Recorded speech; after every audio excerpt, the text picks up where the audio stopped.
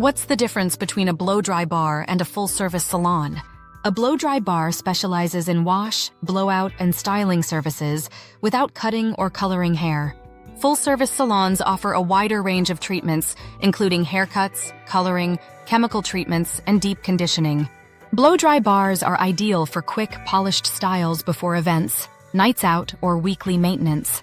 Salons focus on customized hair care, addressing hair health, treatments, and long-term style goals. Appointments at a blow-dry bar are typically shorter, while full-service salon visits may take several hours depending on the service. Blow-dry bars often have set style menus, allowing clients to choose from different curls, waves, or sleek looks.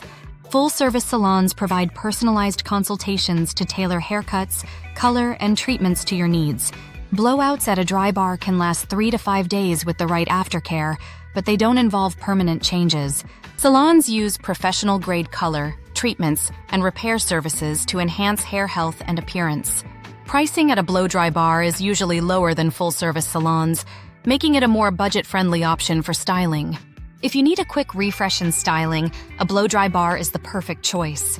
For long-term hair transformations, cuts, or color, a full-service salon is the better option.